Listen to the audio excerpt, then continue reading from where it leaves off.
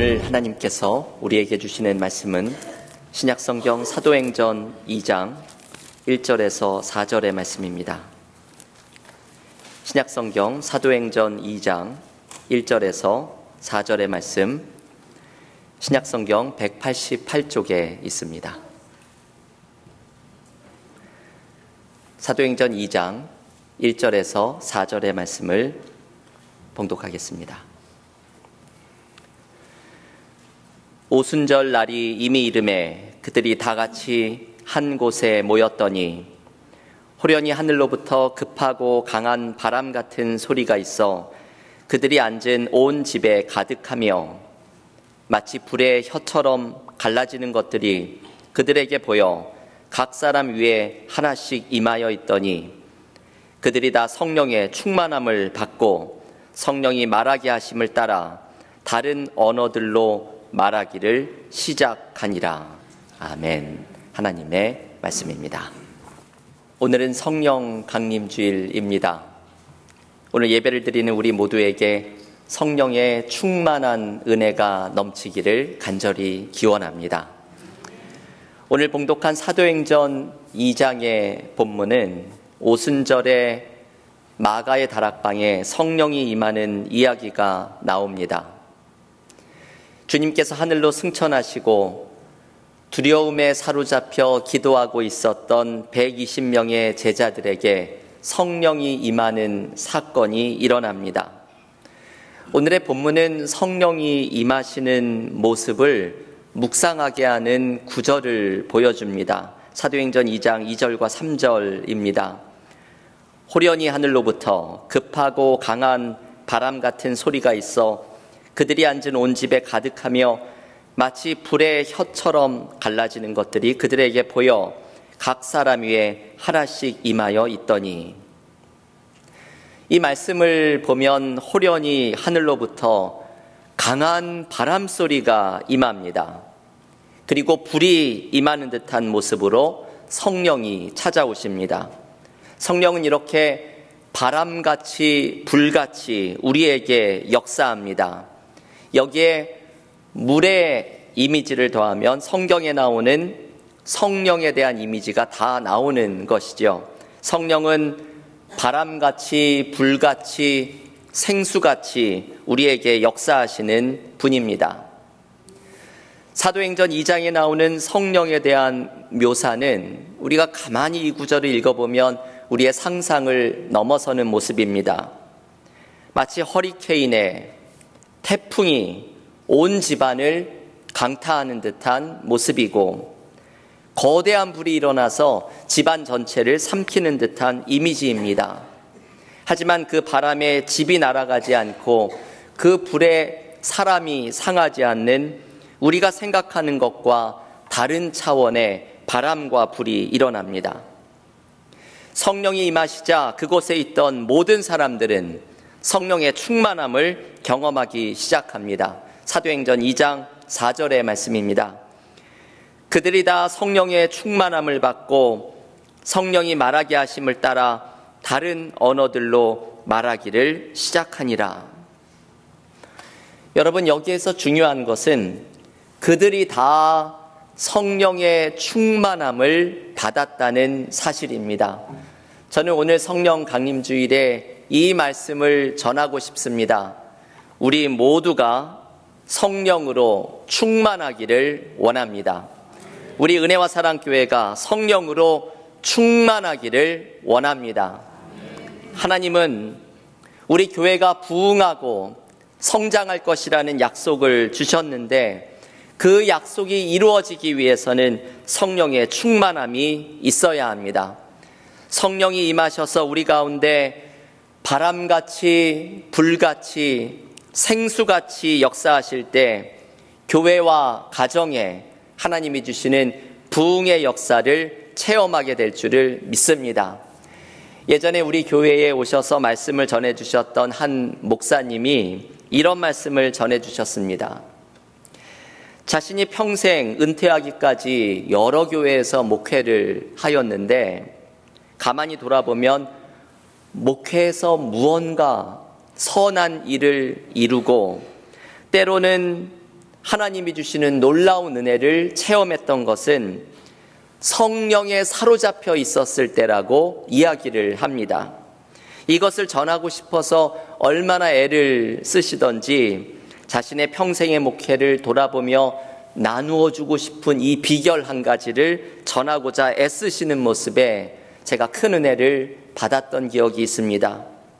성령에 사로잡히라는 건 무언가 선한 일을 이루었을 때는 성령이 충만했을 때라는 고백입니다.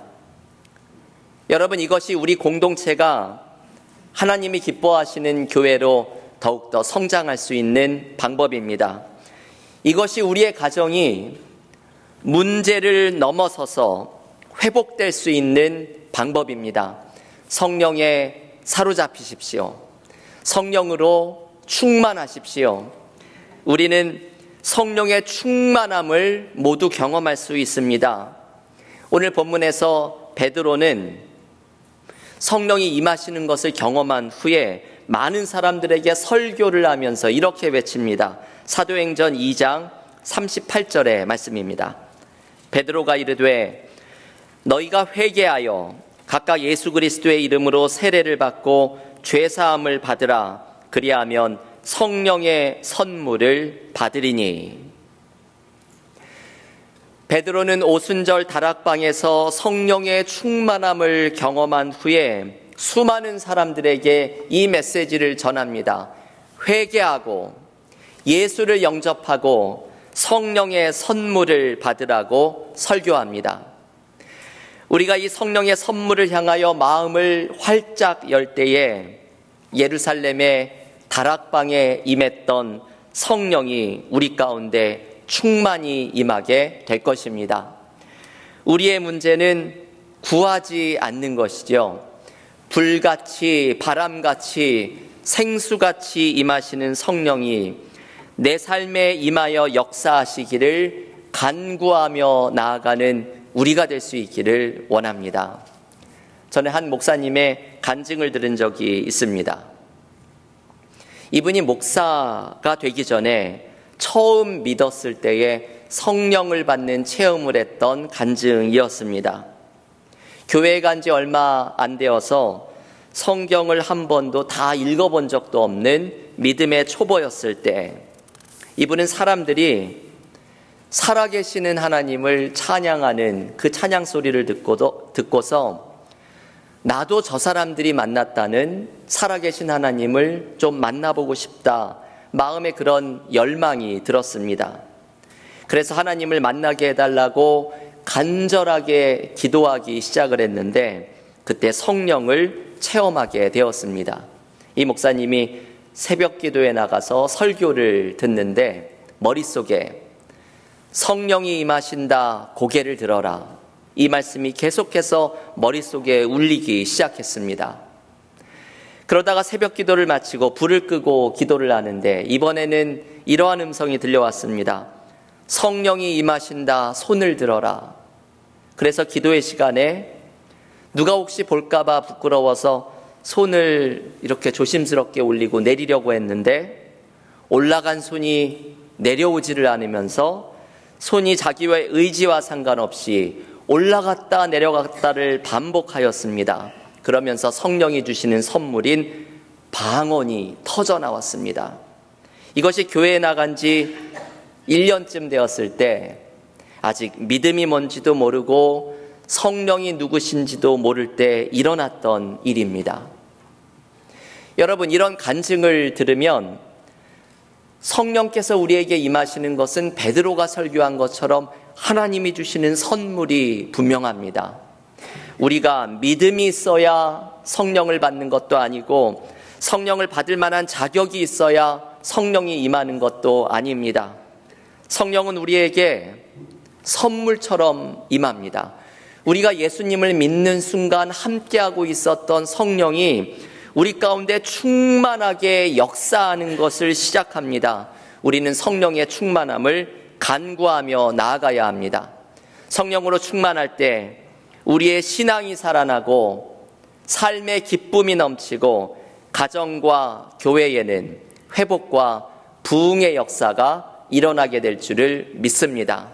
오늘 성령 강림 주일에 성령의 충만함을 경험하고자 간절한 마음으로 간구하며 성령이 역사하는 은혜를 경험하시기를 간절히 기원합니다. 성령의 충만함을 경험하면 우리에게 어떤 일이 일어날까요? 성령의 충만함을 경험할 때 누리는 두 가지의 은혜를 우리는 특별히 기억해야 합니다. 첫 번째는 성령의 충만함을 경험하면 우리 안에 은혜의 강물이 흐르기 시작합니다.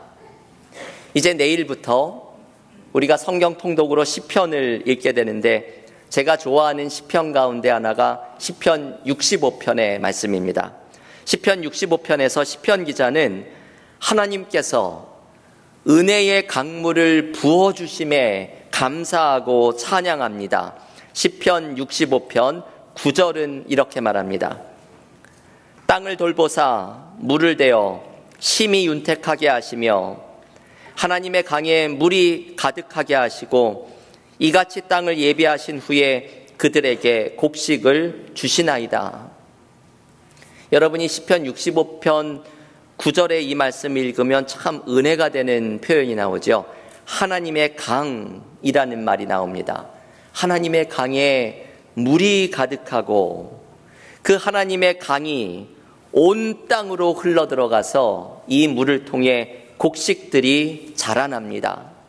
하나님의 강은 다른 말로 하면 은혜의 강입니다. 나의 메마른 삶 속에 하나님의 강, 은혜의 강이 흐를 때 이것이 나를 살리고 나의 갈증을 해소하고 내 삶을 풍성하게 만듭니다. 제가 2018년에 안식월을 가질 때 한 산에 다녀온 경험을 잊을 수가 없습니다. 안식월 기간 중에 가게 된 산에서 트레일을 걷다가 폭포를 만나게 되었습니다. 원래는 이 폭포까지 걷는 것이 그날 산행의 목표였지만 그 폭포에 갔더니 이 폭포의 근원이 되는 물까지 갈 수 있다는 사인을 보고서 욕심이 생겼습니다. 이렇게 아름답고 거대한 폭포의 근원에는 무엇이 있을까 궁금해졌기 때문입니다. 그래서 폭포의 근원으로 향하는 산길을 걸어가기 시작하면서 그 끝에서 놀라운 광경을 보게 되었습니다. 이 거대한 폭포의 근원에는 두 가지의 물이 있었는데 하나는 산속 깊은 곳으로부터 흘러내려오는 물이었고 다른 하나는 작은 웅덩이들이었습니다. 이 웅덩이는 지하수가 솟아나면서 생겨난 웅덩이입니다. 자세히 보면 그 웅덩이의 바닥에 뽀글뽀글 지하수들이 솟아납니다. 지하수가 끊임없이 솟아나면서 웅덩이를 만들고 이 웅덩이들이 거대한 폭포의 근원이 되었던 것입니다. 그 웅덩이 앞에 멈춰서서 한참을 바라보면서 묵상과 기도를 하였습니다. 그 광경이 참 놀라운 광경이었습니다. 그 거대하고 아름다운 폭포의 근원이 이렇게 작은 웅덩이에서 시작되었다는 것이 저를 놀라게 만들었습니다. 그러면서 중요한 것을 깨달았습니다. 내 삶에도 이렇게 끊임없이 솟아나는 물이 있는 웅덩이를 가져야 한다는 것입니다. 은혜의 샘물이 샘솟는 웅덩이를 가질 때 우리는 메마르지 않고 충만해집니다. 교회도 이렇게 끊임없이 솟아나는 은혜의 샘물이 있는 웅덩이를 가져야 합니다. 그때 교회는 부흥의 역사를 체험합니다. 여러분, 그런데 중요한 것은 이 끊이지 않고 샘솟는 물을 주시는 분이 바로 성령 하나님이십니다.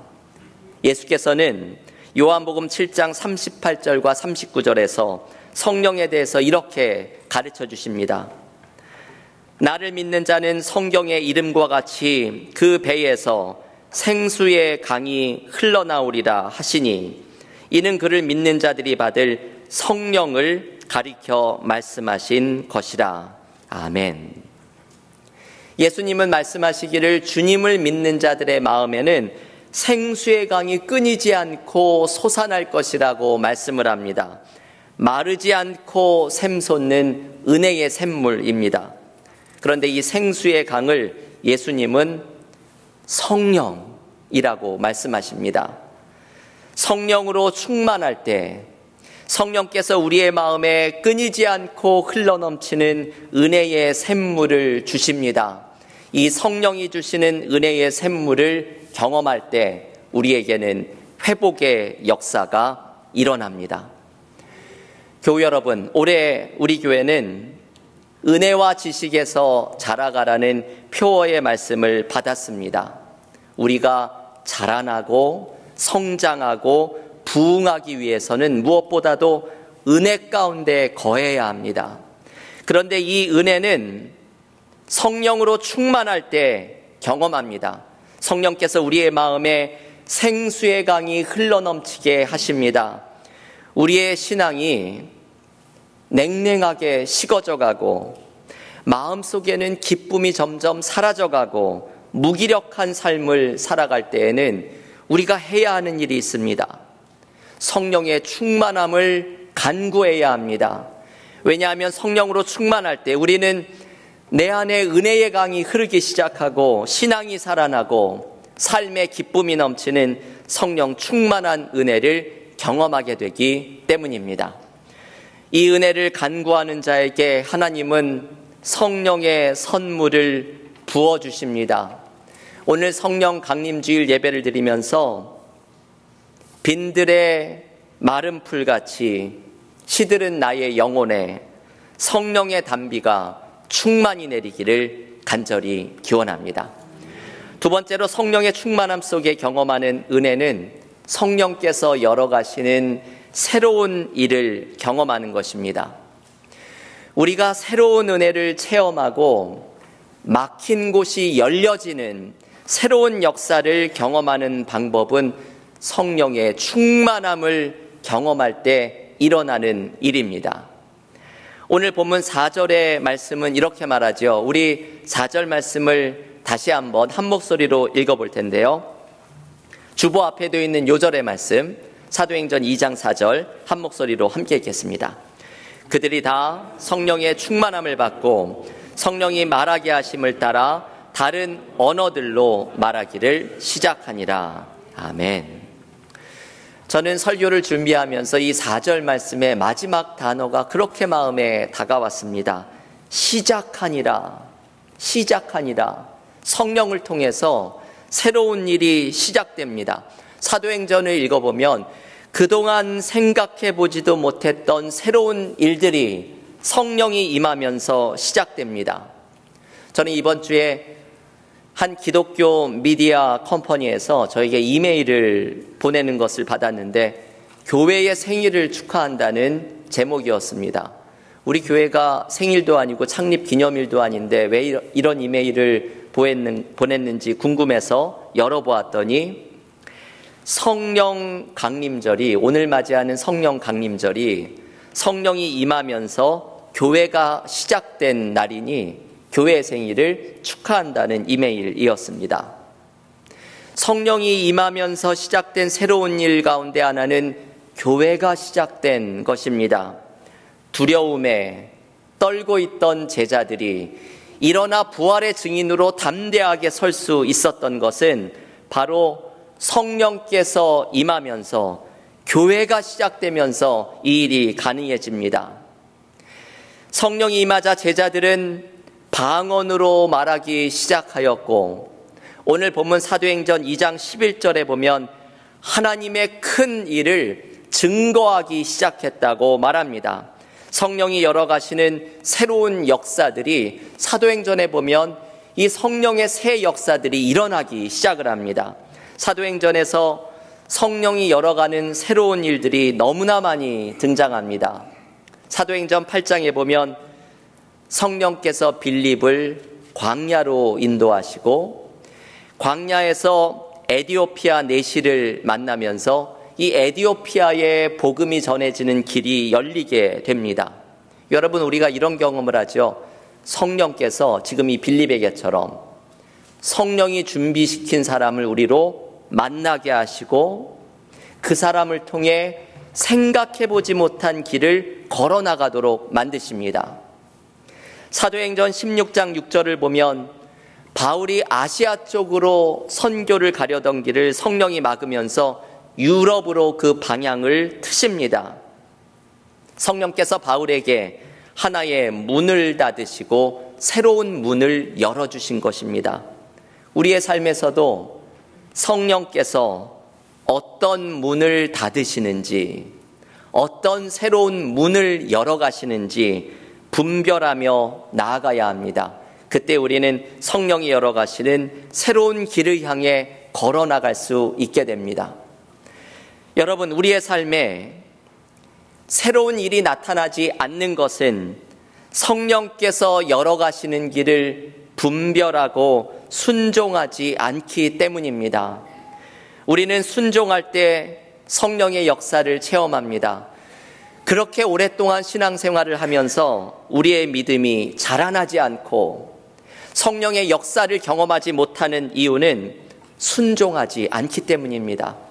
성령의 인도하심이 내 삶에 바람같이 불같이 생수같이 일하시는 성령이 어디로 이끌어 가시는지를 분별하고 작은 일 하나라도 성령이 인도하시는 길에 순종하며 나아갈 때 우리의 삶에 성령이 일으키시는 거대한 바람이 일어나게 될 줄을 믿습니다. 교우 여러분, 우리의 삶에는 성령의 일하심이 나타나고 있습니다. 성령으로 충만하여서 성령이 열어가시는 길을 따라가면서 새로운 은혜, 부흥의 역사를 경험할 수 있기를 원합니다. 스가랴 4장 6절에서 하나님은 이렇게 말씀하십니다. 이는 힘으로 되지 아니하며 능력으로 되지 아니하고 오직 나의 영으로 되느니라. 아멘. 우리의 삶에 무언가 하나님의 놀라운 은혜를 체험하는 것은 나의 힘이나 나의 능력으로 되는 것이 아니라 오직 성령으로 가능한 일입니다. 나의 삶은 거대한 성령의 일하심 가운데 붙들려 있습니다. 성령이 열어가시는 새로운 길을 분별하고 따라가면서 성령께서 열어주시는 새로운 은혜를 경험하시기를 원합니다. 오늘 성령 강림주일 성령의 충만함을 사모하고 성령께서 내 안에 은혜의 샘물이 끊임없이 솟아나게 하셔서 우리를 회복시켜 주시며 성령이 열어가시는 새로운 일을 경험하며 나아가는 은혜가 우리 모두에게 넘치기를 주님의 이름으로 간절히 축원합니다. 기도하겠습니다.